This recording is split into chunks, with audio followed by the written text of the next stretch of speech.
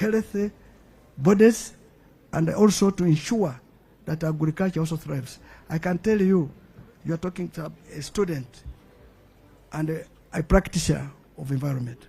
In the global market, of course, you are aware, under COP, I am one of the members on the Finance Committee on Environment. And wherever I'm there, I am advocating for it. This year it will be in Brazil. Unfortunately, I will be in the campaign. I will not make it. But since you are good, I might nominate you to represent me. Thank you, candidate Nandala Mafabi of FDC. I am Farida Rule, Executive Director of Ushahidi Foundation Uganda, and I am observing this process. I have 3 questions.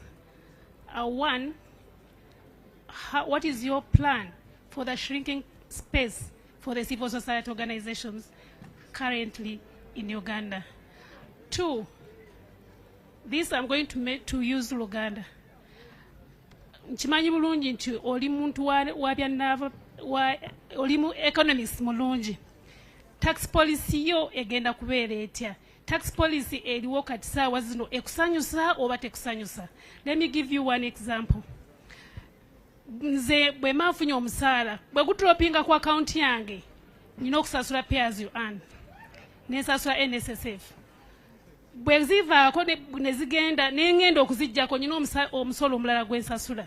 Bwe ngenda mu supermarket ogulira abaana bange ebyokulya nina omusolo omulala gw'ensasula. Bwe ngenda mu katale nina omusolo omulala gw'ensasula.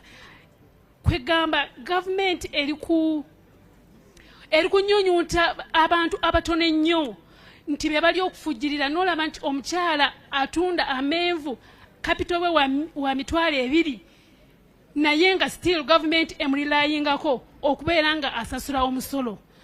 Kakati gwenga candidate otegese otya okulaba nti okozesa ebyo? Tulina amafuta, tulina gold, tulina so many resources. Otegese otya? What is your plan okulaba nti nno tonyigidde government tenyonyuuta abantu ffe abawansi okuba nti nno tugirabirira kubanga we tutuuse tulina development.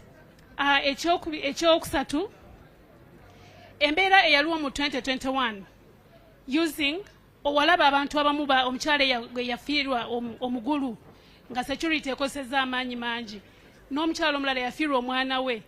Kakati nga gwe nga tonaba kwenyigira mu kalulu oteeseteese etya okulaba nti embeera eyaliwo mu 2021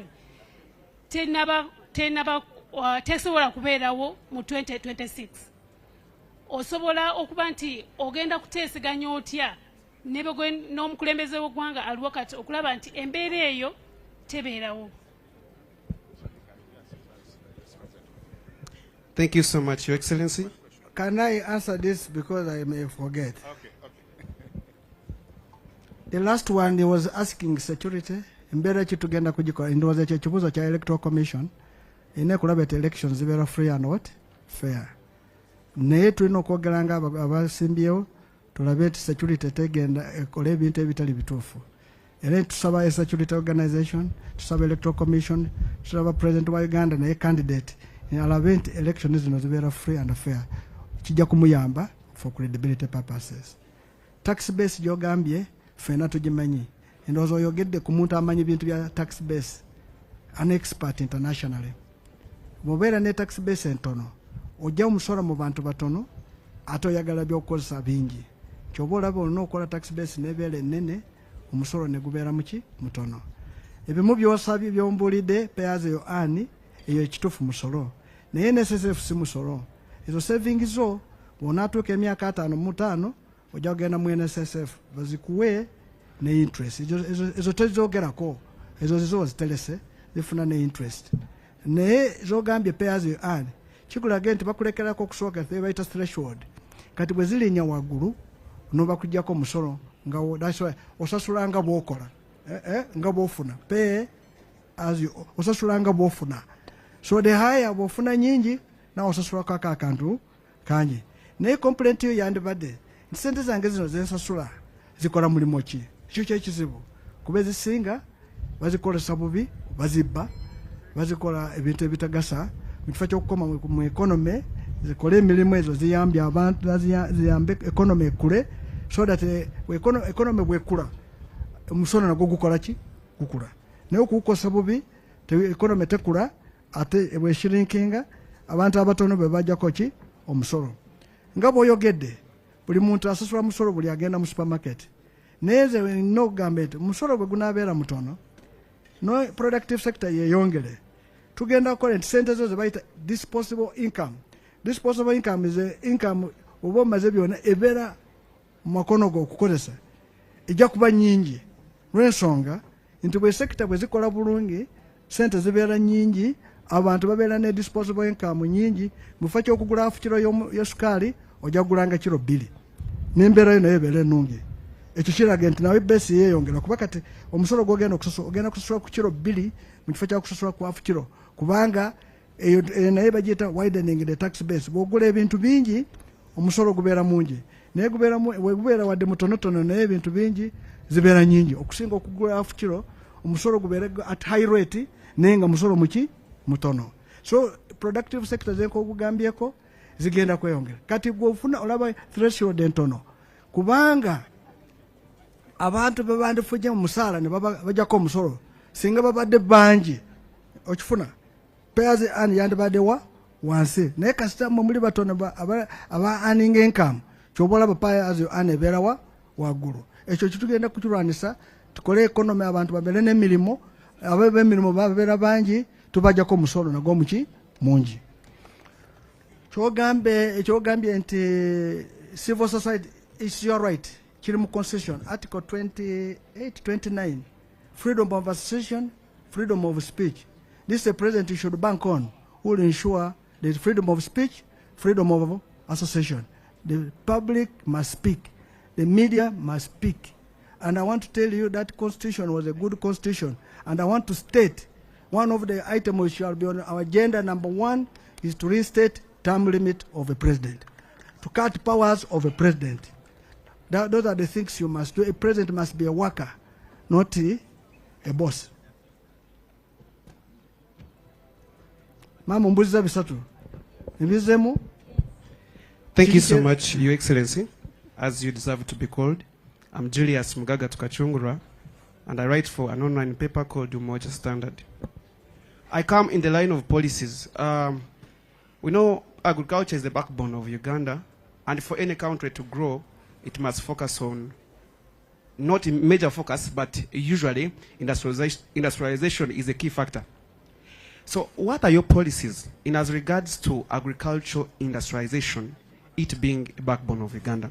And secondly, there's a growing economy called the digital economy. You didn't mention it.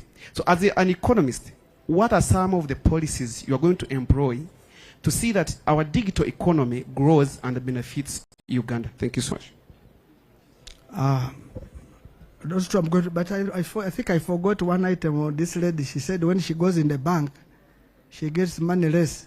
Those are bank charges. Those are bank charges.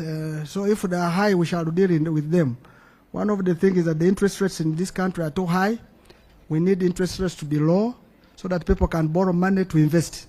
You know, when the people don't borrow money to invest, the economy collapses. Let me give a quick sample because I've remembered what the lady asked. If I went to borrow money to put up a maize mill, I borrowed 10 million, it will be better that the interest rate is lower so that I can run that maize mill to be able to have the one who deals with maize to produce maize to bring, to make sure that the people are in the maize mill to work, to make sure that people get food, to make sure there's animal feed, because as a byproduct of maize, you will get animal feed. But if the interest is high, I will not borrow. So the people I would have killed, those who deal in animal feed, those who would be employed in the maize mill, those who produce maize. This is where we are saying we should invest in a very productive sector. And that's one of the areas that we must have our businesses working, surviving, by having a deliberate effort to deal with local investors. Local investors must be given money at a cheaper rate by government, not giving it to foreigners. We cannot make our country for foreigners because foreigners, when they make profit, they externalize it. But when a Ugandan makes money, it stays here. That's why one of the burden here is that foreigners who are here are making money and taking it out. But if you give money to the locals to invest here, it will go a long way to build the economy. I think that's what Madam, you wanted also, maybe that's why you came back. Agriculture is the backbone of this country, and I want to thank God He gave Uganda the best climate. Anything can grow, and that's what I told you. So how do we industrialize? Of course, we must have value addition. We must have cooperatives, which I started with. Cooperatives will help farmers to have their produce taken to the cooperative society, to have their produce processed. Like maize, we should be having a Nescafe machine here to produce coffee. You can take an example. Recently, I'm not against, my colleague was given a factory in Intungam. Now, Intungam can have a factory for coffee, which has very little coffee, but you cannot leave Mount Elgon, which has the best coffee, to not have a factory. In fact, that factory should have started in Mount Elgon side, and there's an entity like which cooperative, which government, if it was a Senate government, to have cooperated with, so that the coffee would be now they want to do. So we make our priorities wrongly, and that's why we get. So we must have industrialization, have industries to process agriculture, which is called agro-processing, so that we have value. Now, we need to have banks. We need to have an agricultural bank to deal with agriculture, because there's a lot of loss, because nobody wants to lend money to an agriculture sector because of the depends on weather. We need to have a cooperative bank, which is even now again in the law, but are not being done. The cooperative bank to help cooperatives to operate. In this agriculture bank to help the process from growing the from the farmer up to the process of agro-processing. And even the marketing. We need to improve on marketing. The best person who should lead marketing of Uganda product should be the government. If I give you an example of coffee being on a New York board, no farmer can move to New York.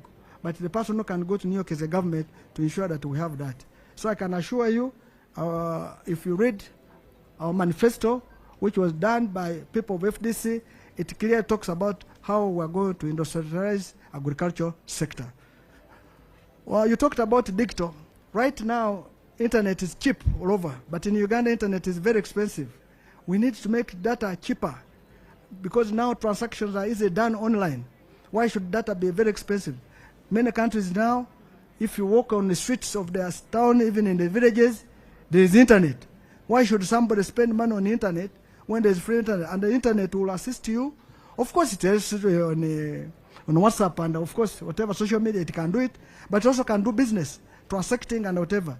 Currently, many countries are doing, let me give an example, America and the UK are doing, in my area of accounts, they are going to India to get professionals in India to do accounts for them. So they use this internet to do accounts. They send the accounts to UK, they are paid a check. Our boys and girls, those are the jobs they would be doing, but because they don't have those facilities, and of course you are talking to a man who also has some digital knowledge, I'll make sure that digital is at lower cost, affordable, and everybody must access it. My study in Makerere, all of you know, in our year we used to do what we call computer science, where there was a mainframe. Those who know Lotus, 1, 2, 3, those who know WordPerfect, I was one of the young programmers. I still have ideas. Even if I become a president, I'll do programming for you so that you enjoy it.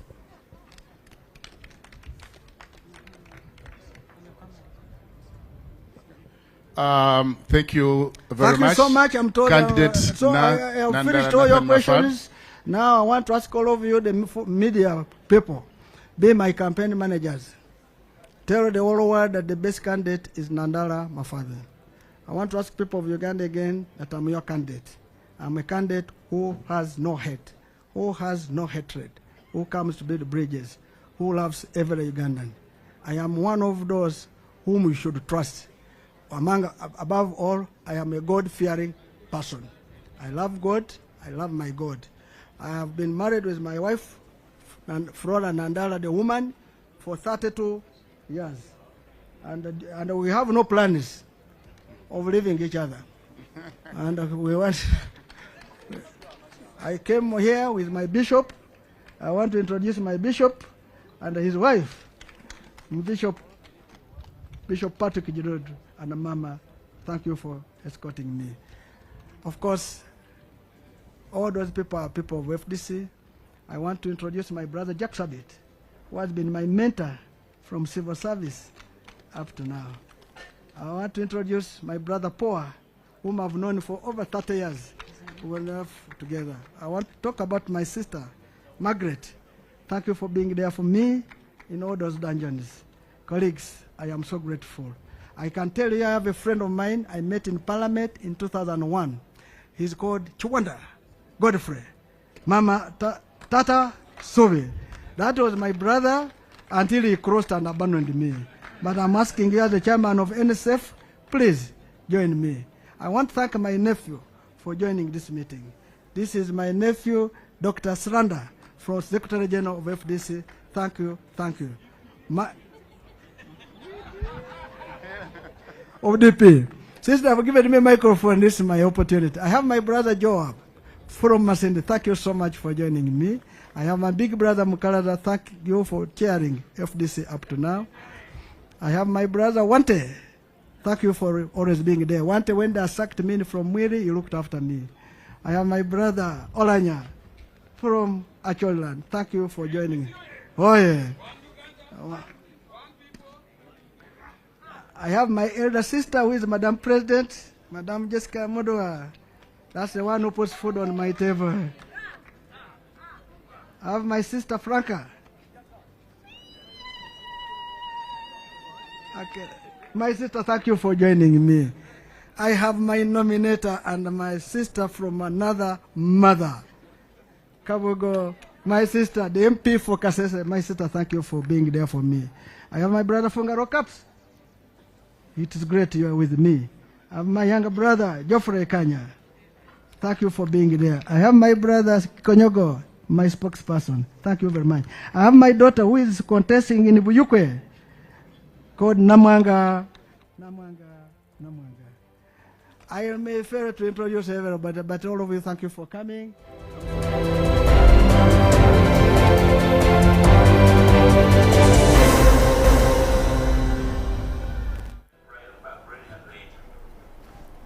Star TV emunyenye ey'eggwanga tukulisanyo nnyo wali erweza ku kitebe ekitongole ekivunaanyizibwa ku by'okulonda mu ggwanga erya Uganda babadde bakola omukolo ogw'okubanga ate bawandiisa candidate owookuna agenda okubanga avuganya ku kifo eky'omukulembeze ow'eggwanga.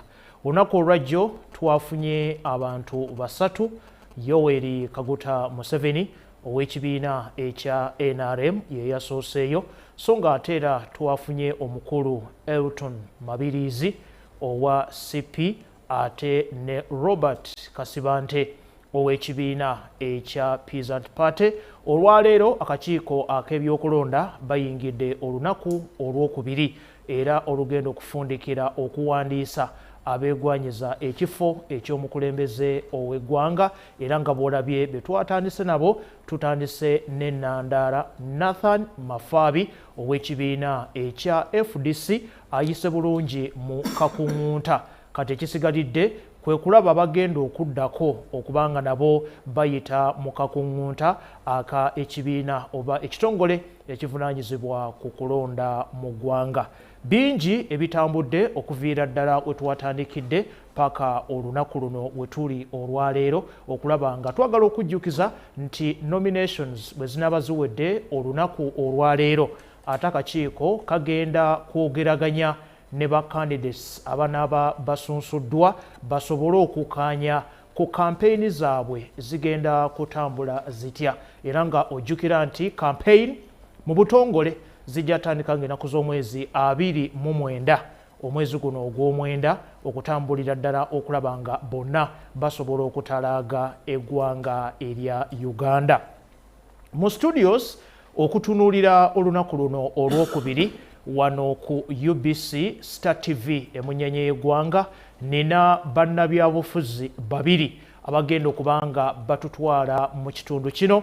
Tulina Commissioner Fred Bamwine, ono tutambula naye ebiseera ebisinga era agenda kubanga atusigira ekifaananyi olunaku olwokubiri nga bwe lutandise mu kuwandiisa abeegwanyiza ekifo eky'omukulembeze ow'eggwanga. Si ye yekka, alina eyaliko candidate mu ntebe ey'omukulembeze ow'eggwanga, Samuel Lubega Mukaaku. ono nno yatandikawo n'ekisinde ekya UYD ekya abavubuka ng'akyali ku ttendekero ekkulu wali e Makerere. We twogerera ali mu kibiina ekya Democratic Front DF era nga y'omu ku bakungu ab'ekibiina ekyo ekipya ekya ebyobufuzi. Atukoze bulungi nti process gye twogerako yali agiyiseemu era nsuubira bagenda tusiigira ekifaananyi ekirungi olunaku olwaleero. Kantandike ne Commissioner Fred Bamwine, sooka olamuseeko ku mulabi wa Star TV emunyenye eggwanga. Bwana nnyo mukama wange, njagala kutwala mugisa guno kusookera ddala okulamusa ku batulaba n'abatuuliza mwenna ku Star TV yaffe n'enganzi ate nyanirize ne mu mukwano gwange tumaze ebbanga n'ebisiibo nga tugoberera ate nga twenyigira mu by'obukulembeze bw'eggwanga lino. Batulaba n'abatuwuliriza, kino kiseera kya campaign, kwaba beesimbyewo n'aba munoonyeza obululu. Naye nze amagezi ge nkuwa nga tonaaba kuva waka kunoonya obululu bwa munno oba kwesa ebyo esimbyewo, laba nti amaka ago galina emmere ey'okulya n'okufiisako n'otunda. Kubanga campaign zijja kuggwa naye nga lubuto abanja. Kituufu. Kambagalize okuwuliza kurungi. Tweyanzege Commissioner Fred Bamwine. Muna DF Honorable Samuel Walter Mukaku, lamusa ku mulabi wa Star TV. Mbalamusiza nnyo mwenna abatulaba era abatuwuliriza essaawa eno. Twebaza nnyo bannaffe abateeseteese puroguramu eno era n'abalungamya baayo. Ssebo gwe tulina wano okututwala mu puroguramu eno ne banna abali emabega eyo. Star TV yeebazibwe n'abagiteekawo, Katonda abongere emikisa. Njagala okwebaza muganda wange mukulu Commissioner Bamwine nga bwagambye tuwangalaganye ng'ali ku saidi eri nange nga ndi kweno. Mwebaza kumanya kuteesa n'okugumiikirizaganya naye njagala laba puroguramu eno ebanyumire n'okusinga ezakabeerawo. Tweyanziza nnyo, tweyanzege be bakulu ababiri betugenda okutambula nabo olunaku olwaleero okuteekateeka ate lwe tunaafuna candidate agenda okubanga akakiiko ak'ebyokulonda naye batunula mu ebyo ebyetaagisa okubanga naye yeegatta ku bali abana abamaze okubanga basunsuddwa. Njagala kutandika ne Walter Lubega Mukaku. Wali oyiseeko mu kakungunta akafaanaganako nga kano, weesimbawo ku kifo eky'omukulembeze ow'eggwanga. Bw'otunuulira enteekateeka ey'akakiiko ak'ebyokulonda okutwalira awamu, bw'ogeraageranya ekyaliwo n'ekiriwo kaakati, kino kyogera ki mu n'enteekateeka y'ebyobufuzi eby'eggwanga erya Uganda? Mu n'enteekateeka y'ebyobufuzi bw'oba kye tulandiddeko, steps 2 maaso 7 mabega. Weewuunya olwaleero tuli mu nominations of a president. The euphoria, simanyi bw'osobola kinnyonnyola mu Luganda, ebbugumu, akabuguumiriro, akabuguumiriro, and the tension, positive tension. Kubanga omanyi tension ebanga omukyala yandibaddenga omukyala agenda okuzaala, obweraliikirivu bwawo naye ng'ate n'okwesunga weekuli, kwandibaddenga kuyaayaana. Yes, exactly. Zibanga birth pains at a general elections. Waliwo tension yeyo, saagala gitwala nti waliwo zino tensions eziba embi naye yandibadde nti abantu Yesu bagamba ani akitwala, naye ebyo byombi okuva gye tuvudde kaakati kumpi biseebengerera kudda ku less less than 2 digits oyogerera mu percentages. Abantu balinga abamanyi results,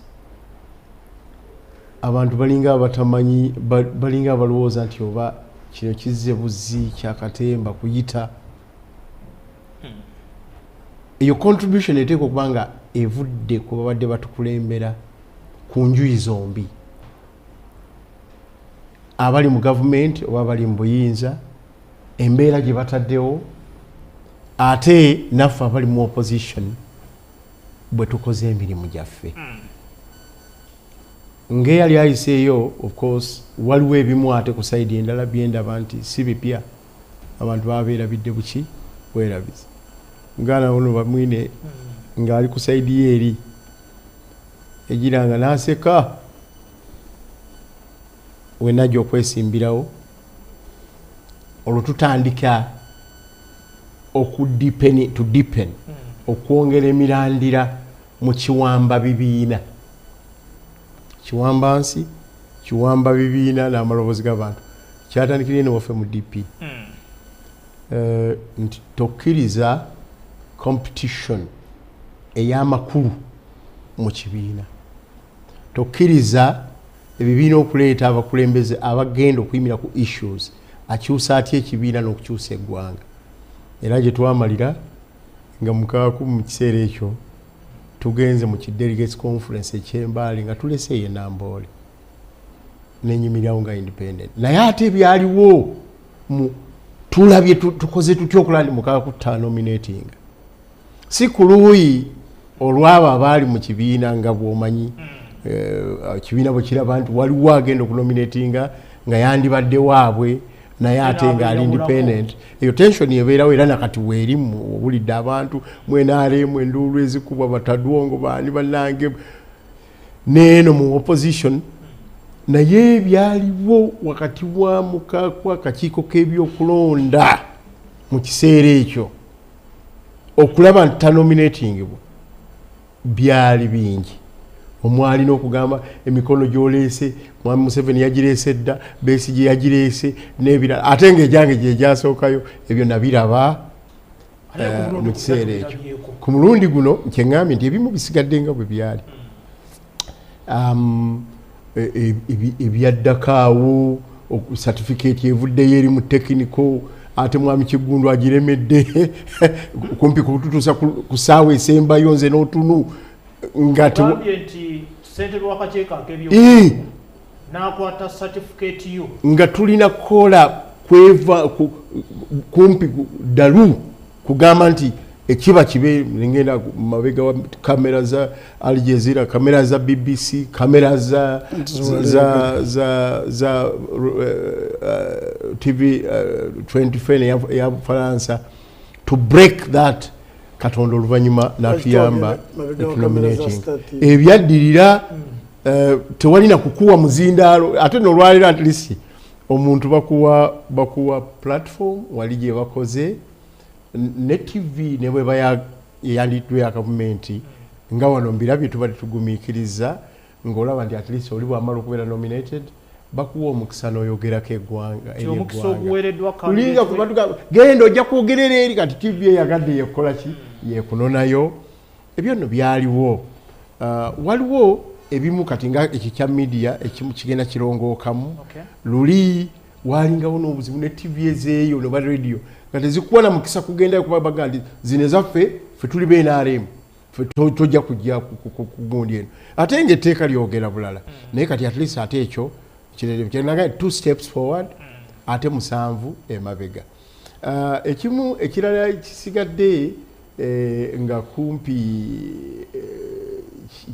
kyekimu bwe butaba na nsonyi ku side z'aba referee okugamba nti twakabeera n'okulonda kuwezeeko okuva okusemwogerere naye emisango gyonna egigenze mu electoral commission kumpi gya mirundi 4 ku kulonda kw'obwa president.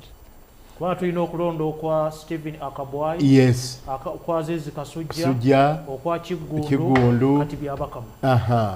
Ndowooza okwa Kasujja kwekutagira nnyo naye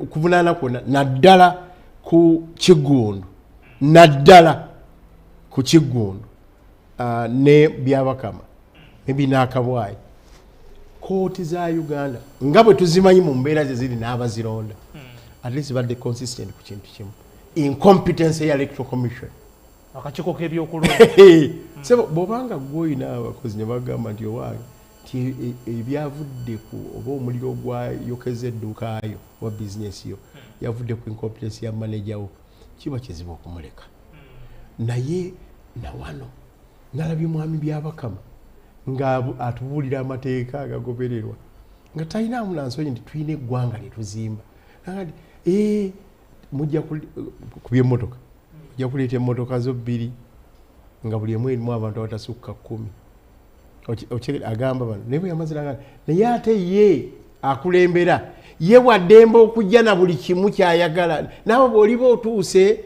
naawe bali kuwa ekyo of course kyekyo naye muli oteekwa okuwulira muli nga wa mwoyo gwa ggwanga first of all bw'olaba nga kireeta imbalance bwetu it's upon him responsibility nagamba ekyo kankireke bule sineme kyogera because definitely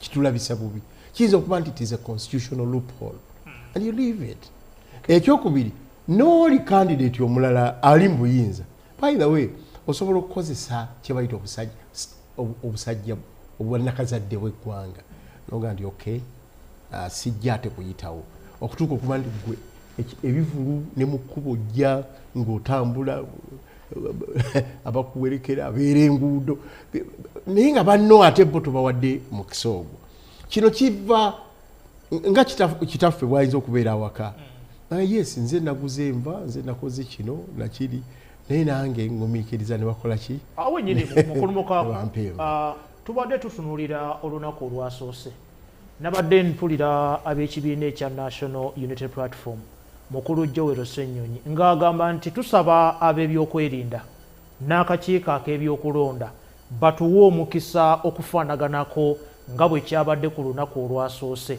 kubanga mukulu Museveni kye yayiseemu tekyayawukanyeeko owa CP kye yayiseemu n'owa Peasant Party kitegeeza nti ekintu kyatambudde nga waliwo obwenkanya kati nze nkubuulidde ekiriwo katulinde olwaleero nze siriiwo okusasamaza nsi tukirinde kitooke kituuke ekirungi nze kugambye ombuuzizza bwe byali bwe biri waliwo ekintu ekirala kyesikonyeeko ku bwe byali mu ngeri kyetwayitamu ennaku zino mpuliddeyo abakaaba emikono biki kati waliwo n'omukisa mu mikono nti omuntu asobola okutuulako waatudde ng'akozesa oba tekinologi n'afuna engeri sijja kubyogerako fena tubimanyi naye sebo luli ku mulembe binagenda nnyumba ku nju nabano babamwine balinanga kugenda eri mu disitulikiti kuwandiikira ddala mikono ku lwa mukama waabwe nze ng'olina kugenda Kaseese Ntorooko wa okufuna if you don't do that tebajja kuwandiisa naye kati at least waliwo embeera obeera ne Kampala olwa tekinologi ono oli basobola n'omugaana kati emikono ku ssaawa eno nakugamba nti ate mu dakiika 2 agikoze eki agifunye kale nno ebyo bikyuseemu mbeesiimisaako naye ate mu kiseera ekyaffe tebyali byangu ddala tweyanziza nnyo Samuel Lubega Mukaaku omu ku abo abaali bayiseeko mu process gye tulimu olwaleero kubanga yaliko presidential candidates akalulu n'akanoonya ebyavaamu ajja kudda abikubuulire njagala okudda ewa Fred Bamwine mukulu Fred Bamwine commissioner so far tuyingidde olunaku olwokubiri nga gwaludde ng'ogoberera ensonga enteekateeka ey'akakiiko ak'ebyokulonda ogyogerako ki of course kati enteekateeka yanjawuloko tebasobodde kukolera mu maka gaabwe kubanga ebiseera biri babadde beeyambisa Namboole ng'ekisaawe olala bayeyambisa Kyambogo naye kati abo bakoledde leero gegajja kuba maka gaabwe bagenda kuzimba ekitebe ate ekifunga kigazi nnyo kyegasa That's a huge difference. Okay. Titusuubira nti bagenda kusengula ebibagenze nabyo ate kulonda bukugwa kati bagenda kukolera awo. Now, enteekateeka ginaalabye jjo n'olwaleero one tukyalina okusoomoozebwa nti ffe abeenyigira mu byobufuzi by'obukulembeze tulina endowooza nti okulonda bukutuuka eggwanga liyimirira buli omu n'ayingira mu byokulonda. Ntwerabira nti waliwo bakola ku Star TV abateekwa kujja kubeera ku puroguramu wano bakitegeeza eggwanga ki kigenda mu maaso. Ntwerabira nti waliwo abagenda mu butale kugamba endowooza yaabwe bandibadde banyumirwa singa kisoboka. I mean balowooza nti ebirala tebikola okujja koffe. Era ne mukwano gwange Tantima ye bw'abadde ayogera kumpi akikonyeeko ng'akulaga nti ekiseera kya campaign attention oba ensonga yandibadde yeeka. N'olwekyo kyonzo ndaba nti ekyo kye kimu bannabyabufuzi okulowooza nti tugenda mu campaign eggwanga ligenda mu kuwummula. That's not true.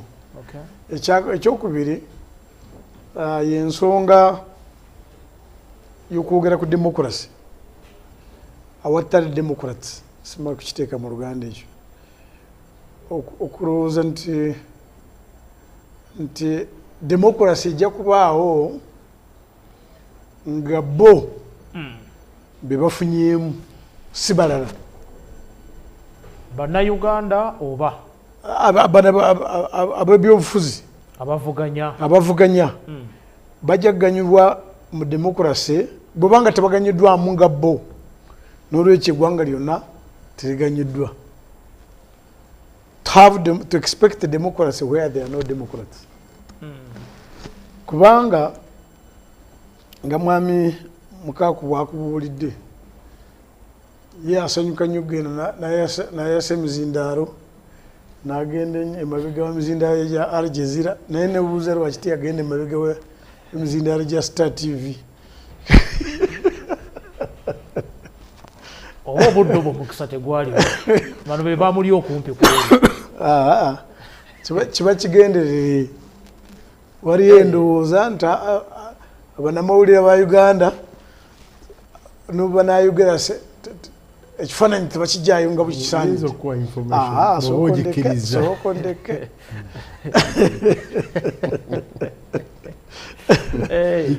Ekyokubiri leka kweka information kaleeta ati munange.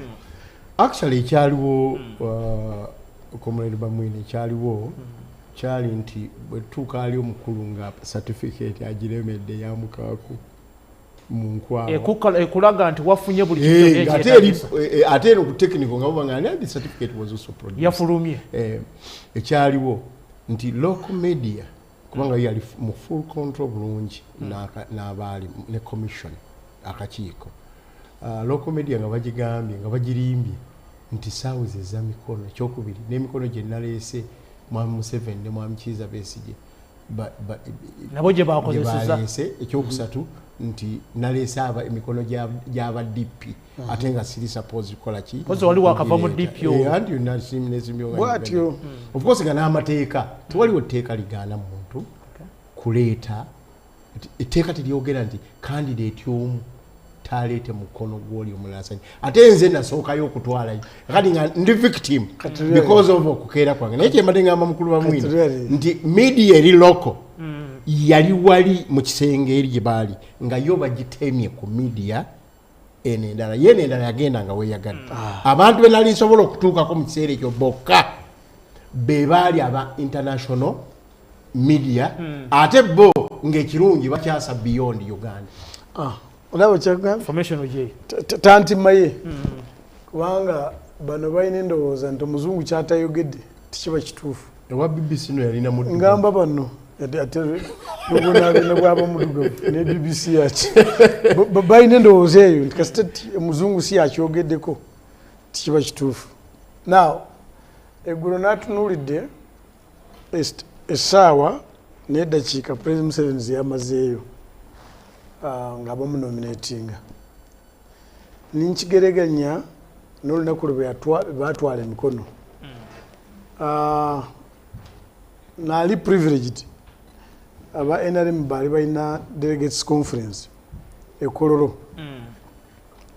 Bwe baamala delegates conference yaabwe y'abantu emitwalo 3 ba Richard Todong the Secretary General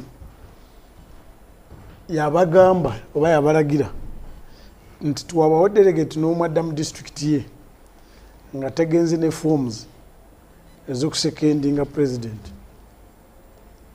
Now olupapula lumu olwa nomination for lw'emikono luweerako abantu 20. Kankubemu akafaananyi nti buli omu baamu empapula 5. Si abantu 10 abo? Abantu 10. Multiply by 30,000 delegates. So okufuna emikono ku NRM tikisobola kuba kizibu kubanga baatulaga mu Gwokutaano sikyajjukira ennaku z'omwezi nti ebyalo 7,200 byonna mu Uganda byagenda kulonda abakulembeze ba NRM ku byalo ne bafunayo 3 million z'abakulembeze. Na 3 million z'abakulembeze okujjako naawe ng'olina ekizibu tolina kyotuma 3 million z'abakulembeze ne kyebalema. Ekyokubiri bwe bamaze ku nominatinga president mwamukako abadde akyogerako simanyi okunseerera mu katale ningenda nga nyombesa kubo. Nze ne mwamukako tubadde wano mu byobukulembeze mu myaka gyaffe gyonna. Ssemateeka wa Uganda egamba nti president bw'anaaba ng'akyali president n'obwaba presidential candidate asigala nga president. Bwikiri tubadde ne parliament, twalina parliament after 96 yaliwo, 2000 yaliwo, up to now siwuliranga yennongooserezezze mu parliament nti president bw'anaagenda mu kuvuganya anaddako ebbali tebakireetangako mu parliament awo. So kati byabakama tuliba tumunenya ki? Kubanga amateeka gakkiriza president is a president of Uganda asigale n'ebitiibwa bye ne privileges ze ate asigala nga president ge mateeka. Ekyokubiri nze naatunuulidde obubaka after the nomination bonna baweereddwa omukisa okwogera nolwaleero nandala mafaabi naye omulabi abadde ayogera. President Museveni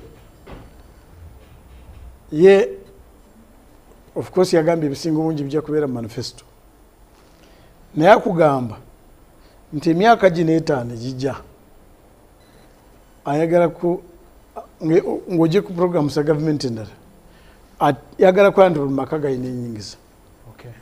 Ayagala kuba nti munnayuganda yina ekyakola ekireeta esente.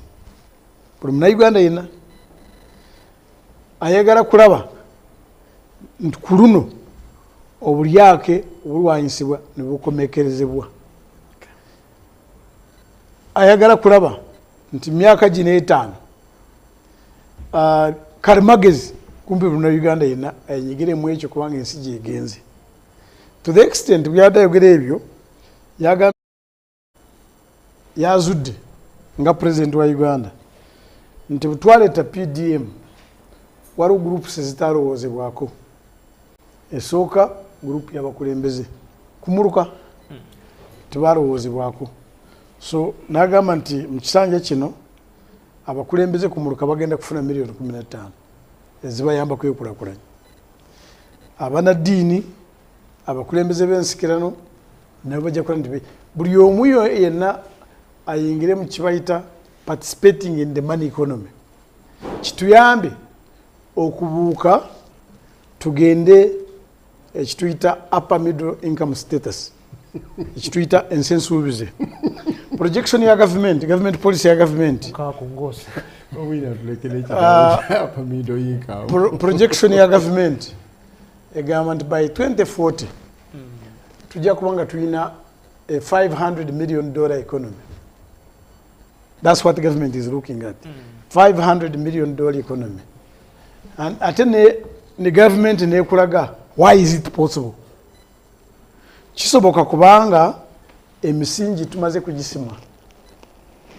Emisingi ey'amakubo border to border agagatta eggwanga, emisingi as we speak eya standard gauge railway etambula, emisingi ey'amasanyalazi twakatuuka ku megawatts 2500, emisingi eya kituyita macroeconomic stabilization, inflation economy katera double digit, emisingi ey'amakolero, emisingi ey'abannayuganda kubeera skilled, nga projection ya government abannayuganda miliyoni 25 bonna bannayinyigira buli omu n'abeera ng'alina ekyakola ekireeta ensimbi oba kireeta ekituyita social economic transformation, okugenda mu upper middle income status tikikyali kyakwogerako bwogezi kati kituufu, because we have what it takes. Then of course we have our security. We are sure nti birabinza kubanga naye security y'eggwanga Uganda ejja kusigala ng'eri mikono ya government ya Uganda. Now obubaka n'abuwulidde, njagala kuwulirayo agamba alagamba nti kino Museveni kyogamba nti Munnayuganda yenna yenyigire mu nyingiza y'eggwanga n'okumuleetera ensimbi mu nsawo. Eyo si ntuufu, ffe tuleeta kino ekisinga kiri. Without superior ideas kyova olaba Abannayuganda ku nkomerero balonda President Museveni. Tweyanziza nnyo mukulu Bamwine Fred kututambudde naye wamu ne mukulu Walter Lubega Mukaku. Mukulu Bamwine atuddusiza speed okututwala eyo. Ndabye mukulu Mukaku ng'ogenda otonyeza byonna okoze bulungi n'otonyeza. Naye mbadde njagala tusooke tusigire Munnayuganda ekifaananyi. Bwe twogera abantu abeegwanyiza ekifo ky'omukulembeze ow'eggwanga bayina kubeera mu kiti ki? Twalabye abantu abajjeeyo empapula abasoose baasusse mu 200, abaazikomezaawo babadde 38, akakiiko batudde nti bano bwakiri batambudde bulungi babadde 32. We twogerera mu kulonda okwasembayo twalina ba candidates 11. Ku mulundi guno n'89 gukakyaganya okuwera. Njagala mukulu Mukaku tusiigire ekifaananyi. Muntu kyoyo agwanidde okujjayo empapula okuvuganya ku kifo ky'omukulembeze w'eggwanga. Nga sinaba kutuuka waawo nzikiriza kuba abantu ate bayinza okwerabira mukulu Bamwine ekyabaddeko. Katutambulire awo tuyingire mu kiri. Biwala by'eggulo n'enjogera yaabo abakanominatinga.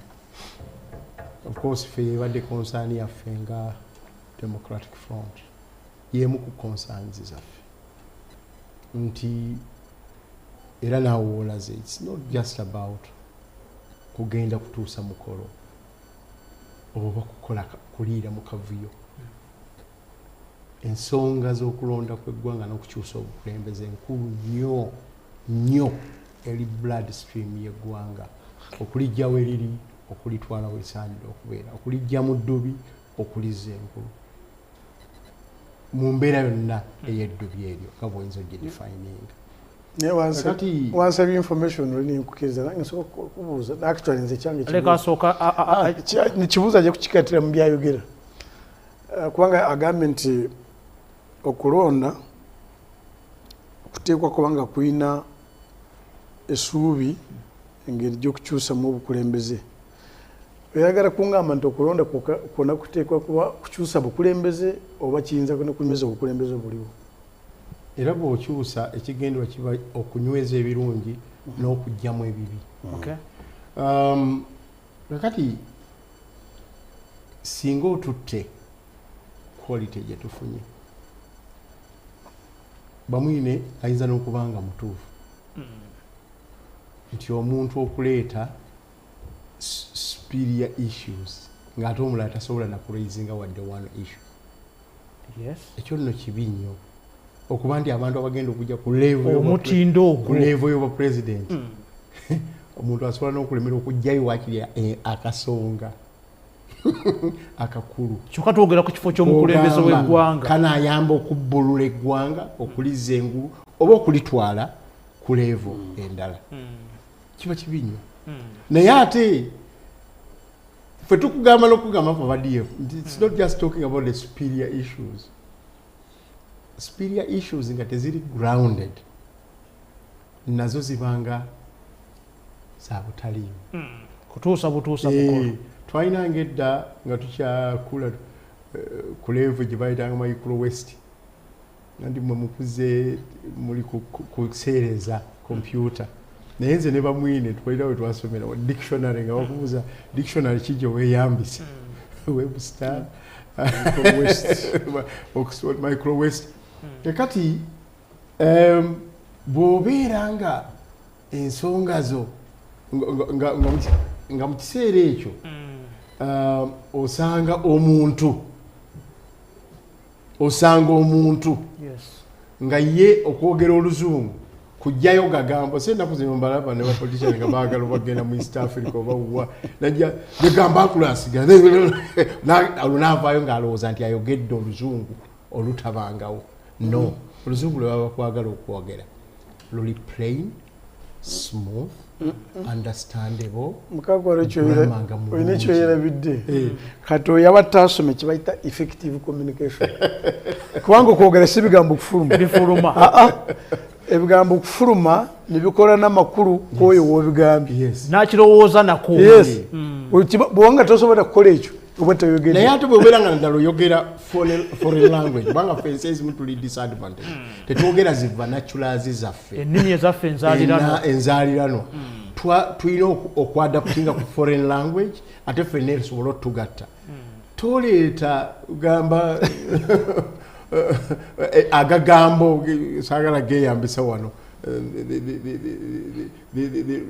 lugubrious the gambaculous ebyo bwe biti ebyo oba toyogedde luzungu naye nsoomoozeza era omukulembeze obo baabuuza what is the fiscal policy do you have? I want OTT. I don't know. Edimutwe kwegamba ayogende OTT naye ate alowooza nti alese ekigambo kiri technical naye ate n'omulala nakugamba nti mukaaku n'omanya nti kakati oteyategedde byebakoze eki byebamubuuzizza kakati nekino bwe kiri omutindo gw'abantu kati at least waliwo naayogera byagamba nti biri superior naye ate bwe bitaba grounded tebiba birogamba nga upper middle income tulina okubyogerako naye nga tutegeera si buli nsi osanga ensi nyingi nga Congo n'endala nga income yazo nene naye era nga ekyali kumpi ku level ya failed state terina ku level ya gyewandigambye nti it's a functioning state obulidde naye nga esente ziyiika ziyitamu eyo mu America eyo South America ng'osangayo ensi nga bw'ogatta omulagala gwe bafulumya n'ebirala tuzimanyi nga bamafiya be bali mu economy bagikutte naye nga ensi tekola ki tetambula kugenda mu maaso kyenjagadde okujjayo 65 million people yes tufunye economy ya $500 million does not in any way translate ku kugamba nti ekiri ku ground abantu banaba batuuse ne ku middle income level ekola ki esooka kakati kyekiri ekibuuzo ky'obuuziza quality y'abantu abajjayo empapula kinyumo kizzeemu ekyo naye nga waliwo akifunamu kizzeemu ekyo naye nga waliwo akidesigninga kifaanane bwe kityo ate n'okukifunamu ng'akikola ki ng'akifunamu edda wetukulidde okutandika okulaba politics ngalo politics wewayita owakavuyo kuliira mu kavuyo yajja n'abasajja abaava e Tanzania eno bamwina nanjulira naye siiza kimusibako sajja watu naye yali atandika kulaba nsi kyegende naye twakulabaga gundi kakati sebo politics wakuliira mu kavuyo asajja ekifo akiriiridde mu kavuyo ekifo yesu oba okiridde naye nga mwoyo gwa ggwanga tuba tulikoze eki tulireseewa kati aba designing enkola eno bagendera to do 3 things of 4 esooka kwe kuliikiriza obwa mafiya bwabwe mu byobufuzi nga they are bastardizing politics kwe tuyita okujegewaza politics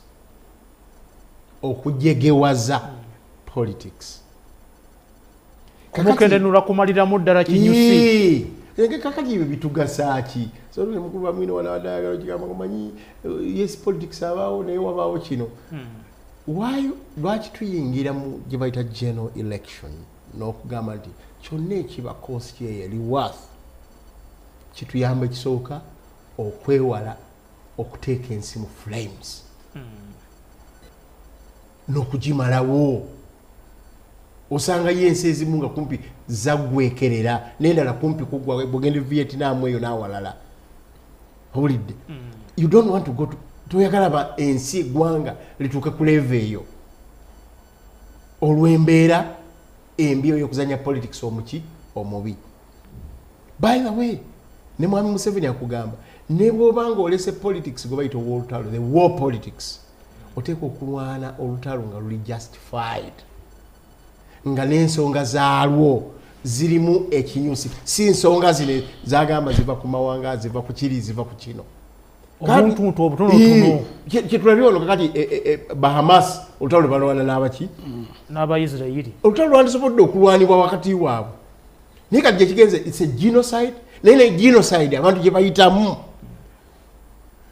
omuntu olowooza nti si bwe kyandibadde waliwo ogambira nti war here is inevitable nti embeera eri wano ebadde teyeewalika naye nga tuwagenze kuba bantu bali mu disco nojja nga obuuka nga ofulayinga novaayo nogandi mwandabye bwe nabuuse nengenda kuba bali mu disco ng'ate waliwo engeri endala yenjawulo wakati wa Fatah ne Hamas approach kukufuna two-state solution approach kukufuna peace between them and Israel approach kukwogeraganya n'abali mu occupation who are the Israelites so kakati na wano yetugamba nti when you bastardize bojegewaza politics to the extent abantu batukane bagani yene bino ebyokulonda byaki olwo oba osavinze interest y'obwa nakyemalira abasinga obungi tebandyagadde kulonda kubeerawo era bw'osanga nakyemali ali ku extreme nga Idi Amin ng'akugamba nti nze parliament dissolved elections banned political parties kakali awo ye n'awulira essanyu nti ekintu akituddeko naye nga yeerabidde nti kyatuddeko kigenda kumala kikole ki kyabike kale bwe tuba an election is very very important. That's why we spend that much to take our focus eyo ate twagala tu involving eggwanga lyonna okutwaliza awamu tusobole okulaba nti obukulembeze obuddako n'ebibuvaamu bigenda ku benefiting generations and keeping the country intact. Webale nnyo mukulu Walter Mukaku njagala kudda ewa commissioner obadde owulira bulungi okunnyonnyola kwa muna DF Walter Mukaku bw'olaba by'olaba ku TV n'ebyo ebitambula obudde buno okweteekerateekera okulonda kuno bannayuganda olaba beenyigiramu n'aba bagenda okulondebwa bewo bennyininyini b'ogamba nti nange weewaawo olwedde tulina yardstick eya candidate wo Yoweri Kaguta Museveni bw'olaba emyaka gy'amazeewo n'omusingi oguteekeddwawo n'abagenda okujja okumuvuganya bazimbiddwa okujjayo obwesige eri bannayuganda nti bano abazze ku mulundi guno Museveni ne bw'anaavaawo tusobola okubakwasa eggwanga. Omanyi mukaako ono waliwo oluusi lwagenda n'akola kye bayita mu luzungu bakiyita committing class suicide. Committing class suicide kiringa okusanga naye si kituufu nyingeza bugeza okusanga sheeke ng'ali ku mudaala gw'embizi ngeza bugeza si kituufu kati mukaaku abo lwaki obatidde naye ngezaako kukijjayo nti mukaaku ekyali sikyayogera bantu babiri era mukaaku obayita senga w'omutima omujjayo n'omusinkanya mukaaku abeera mu byobufuzi nga bwabadde wano balwanagana naw kubanga njogedde nga nkigenderedde slogan y'abagunde aba NRM egamba protecting the gains as we leap forward to upper middle income status. Kati nze bwe mbadde njogera ningamba nti naalabye obubaka bwa President Museveni bw'ayogedde nti NRM egezaako okulaba nti myaka gino 5 buli munnayuganda yenna okulaba nti ayinyigira mu byenfuna by'eggwanga naye ng'alina ekyafuna ekimuleetera sente waka n'emmere involving every Ugandan. Kitegeeza bwe tuba twogera leap forward tutugamba nti waliwo gurupu eyitwa ebibandyagadde esigale kyova olaba balonkomyeyo abalaba mu PDM program beetalowoozako be baani abakulembeze mu program ya PDM tebabalowoozaako B abakulembeze b'enono tebalowoozaako C abakulembeze b'amasinzizo. This time gonna the next kino ekisanja bano tuteekwa kubalowoozaako buli omu yenna ayenyigire mu nkulakulana y'eggwanga. And that's why abalina bo bagamba bo engombo yaabwe they are a mass party. Mass party tebaagala okuleka muntu yenna emabega. So twogera ku upper middle income status twogera ensi ensuubize enaatuukibwako nga buli omu ayinyigiddemu nga tewaliwo asigadde emabega.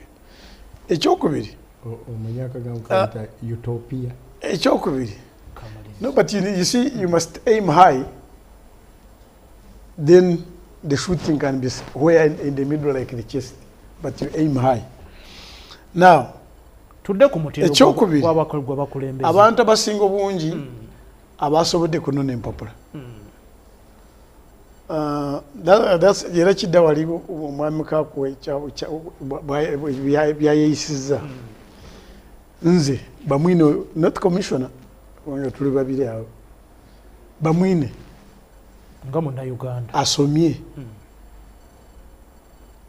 alaba nti alina waatuuse mu kutegeera ensi sandi wagidde ensi ezikyakula kugenda mu kuno kulonda kwa buli kiseera kubanga we are not inventing any wheel. Tutulina lupepanga lupya tugezaako kukola ensi zonna ezibadde ziringa ffe nezikulakulana ku sipiidi yayiriiri nezituukawo nawe tugamba mu nsi ensuubizi tebaatuukayo nti kubanga babadde mu kulonda kwa buli kiseera tebaatuukayo nti kubanga balina ebibiina ebyobufuzi ebingi tebaatuukayo kubanga nti balina demokurasiya buli omu gyayeyagaliramu. No, there is what we call guided democracy. Abantu okulonda omukulembeze ne bamu obuyinza bwonna bwenkomeredde ne bamugamba tukulembere. Singa omanye sente zitwonoona kati mu Uganda mu byokulonda bino, singa omanye sente zitwonoona nga twagala kukola ekkubo eriva neregenda ggulu compensating people kubanga ekkubo ligenda kuyita mu ttaka ly'abamwine muteekumuliyirira naye bamwine waayita aliwa yawaayo kubanga tetava mu bbanga naye tebamusasula era bw'abayitamu wabala atafaayo naye kati ogenda kusala ku ttaka lye oyisemu ekubo byakuteesa byakwegayirira. So if you want to move at a terrific speed, if it was me, walimu ebitwandibadde tusooka ntubireka kubanga demokrasi etwogerako eyetaaga sente nyingi ezitutayina. Ekisembayo tulina n'ekizibu ekya ideology and biology. Endowooza eyogamba nti bamwini bw'aba alina emyaka kanjiyite eginyina kati kubanga ndi wankaaga n'olwekyo ye ateekwa ng'alowooza nnyo okusingayo emyaka 2 oba okusingayo emyaka 9. Ebintu byanjawulo. You can get a leader alina emyaka 20 naye ng'endowooza ye ya myaka 9 oba 8 oba ki. Oyinza kufuna emyaka 9 kisoboka ekyo. Yes, I can give an example. Abakwata Kampala 86, I can say 70% they were in their late 20s. Jeno Muntu Mugisha became an army commander 28. But he's the longest serving army commander we have had.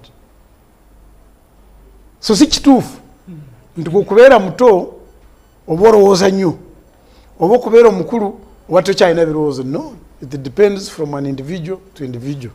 Kiki kyokkirizaamu endowooza yo ku nsonga zino egamba ki? Tuli mu kulonda fine. Abantu bano endowooza zaabwe ku ggwanga lino ze ziriwa? For instance, nze nkubuulira nti anybody atalowooza kukulakulanya Uganda okusooka n'alowooza kwekulakulanya okusooka nze sikanya naye. That's my nkikirizaamu. Whether we are brothers or not, nze nkubuuza ensonga gy'oliko ekulembera Uganda yono ereeta bannayuganda bonna kukulakulana nti nedda bwe tuli mukwano gwange. Eyo endowooza era nze nyongera kugyonoona ngiyita parocho. Kindeere mu Luganda parocholism.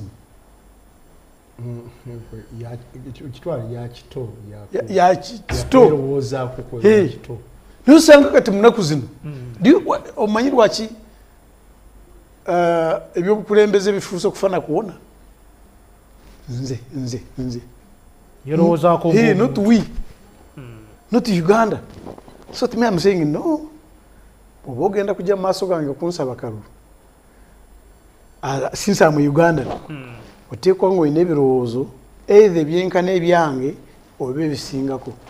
Uganda eyawamu naye bino ebyanzenzenze ffe. Awo wenyini wezirira ewa mukulu Walter Mukaku oludde ng'ogoberera ebyobufuzi era nga naawe obyetabamu n'okwesimbawo ne weesimbawo. Bw'otunuulira obudde buno bwe tutambula n'akalulu ke tutunuulidde n'enteekateeka nga bw'eri, mukulu Bamwine owulidde ebigambo byagamba nti yaayagala omuntu atunulira Uganda eyawamu. Bw'eba Uganda eyawamu nga n'ekibiina mwova ekya DF kyatunudde mu nteekateeka ne kigamba ffe enteekateeka efaanaganako ng'eno tetugenda kugyetabamu.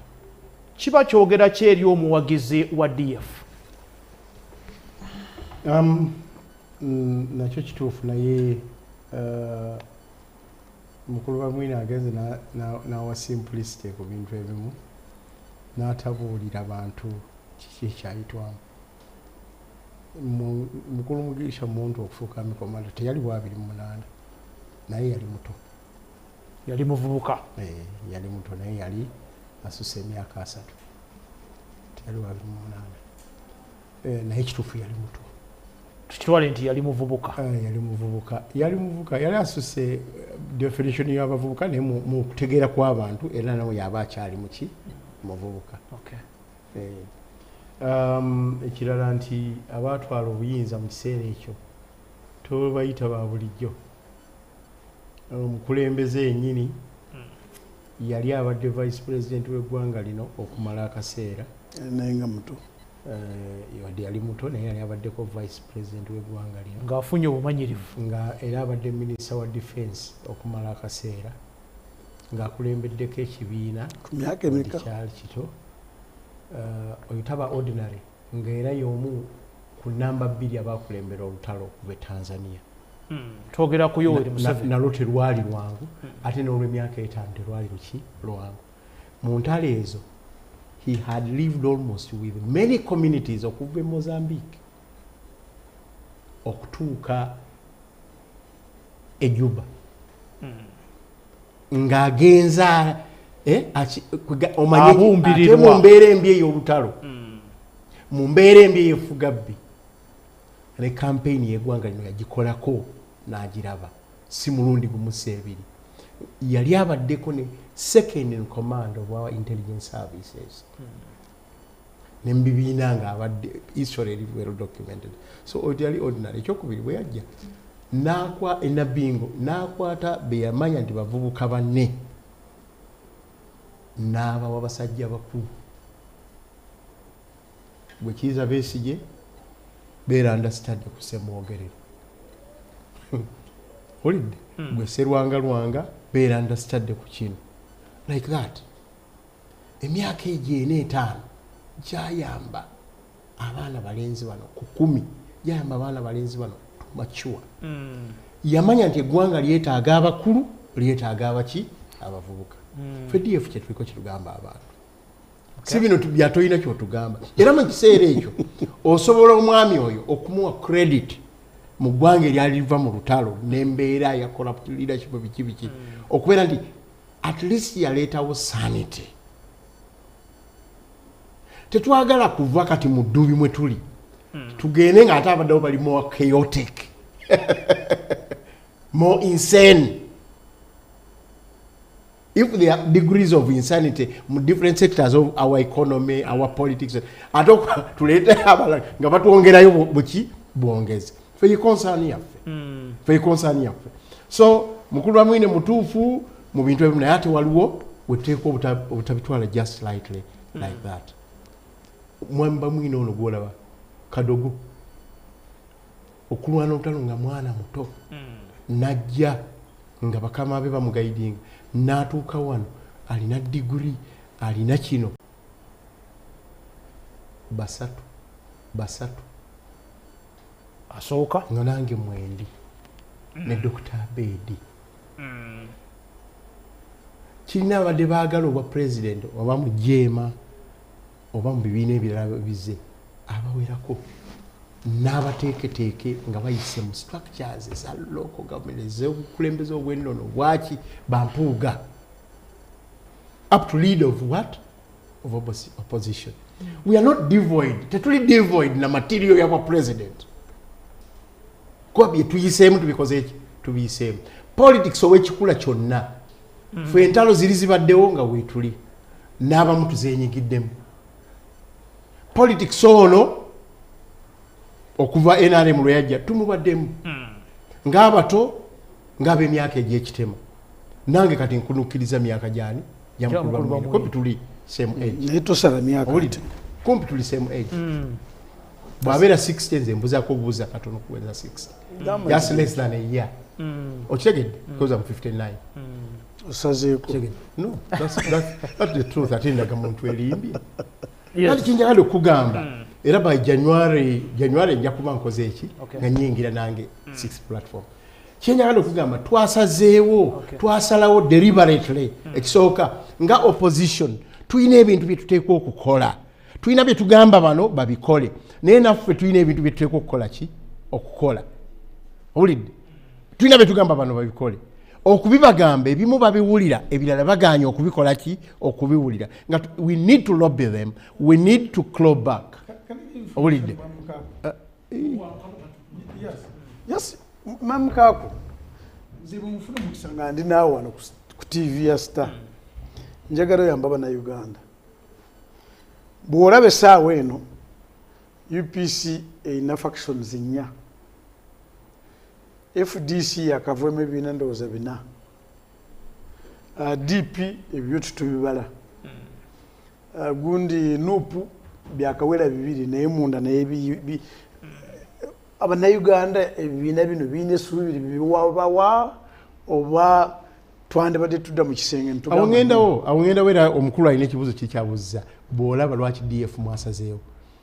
We are not oblivious of the very same fact. Ngambi tulina bye twagala bano bakole neggwanga liri fractured, politics waffe ali fractured, twetaaga okwogeraganya owulidde, twetaaga okubuildinga consensus.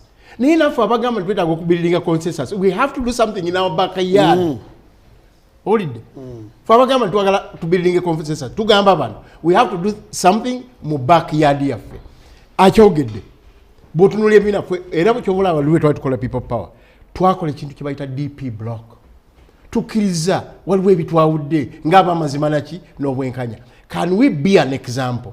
Ne tugamba n'aba FDC nti olina Mugisha muntu, olina Betty Kamya ekibiina kye, olina FDC kati eriwo, nawe mukole block n'ebirala n'ebirala. Naye ku kino twaleeta reforms, maliza nakano, twaleeta reforms mu parliament. Tunenya NRM kubeera nti bafuuka banampulyazi, naye ate oba tonanenya NRM ate abaffe abaffe bennyini ate bamala ne bawoloma ekawempe bawolomye ate amagye gali muguni, naye nga bills 8 be basooka okuzigamba ebyabireesa ate yaani empuuga ye DF. So tetusobola kumala gagenda bwe tutyo. Tweyaziza nnyo mukulu Walter Mukaku, mukulu bamwine nkuwadde second 30 tusimbule tugende. Mu second 30 one lwa government mbakakasa era mbasuubiza tugenda kubeera mu campaign zino, buli omu ajja kusaba kalulu ke nga bw'ayagala naye ng'agoberera amateeka. Ate ku lwa government tujja kumakinga sure nti tuve mu kalulu kano nga Uganda eri wamu. N'olwekyo mwogere emirembe, mwogereganye mu mirembe, manye nti tugenda mu kalulu naye ku nkomerero Uganda eteekwa nga yekulembedde, ffenna nga tuli wamu nga tuwanga n'ebitiibwa. Tweyanzige mukulu Fred Bamwine ne mukulu Walter Mukaku olw'okujja ate okusigira bannayuganda ekifaananyi naddala nga tutunuulira okuwandiisa abeegwanyiza ekifo ekyobukulembeze obw'eggwanga. Enteekateeka ekyagenda mu maaso wali mu bitundu ebyerweza, naye kaakati essaawa zino tugenda sooka tukutwaleko emunyonyo eri omukulembeze ow'eggwanga, ate oluvannyuma tujja kubanga tuddayo erweza okulaba ba candidates ab'enjawulo abalala abeewandiisa. Olwo Star TV emunyeggwanga katugende emunyonyo. They said the course is going to end. There was no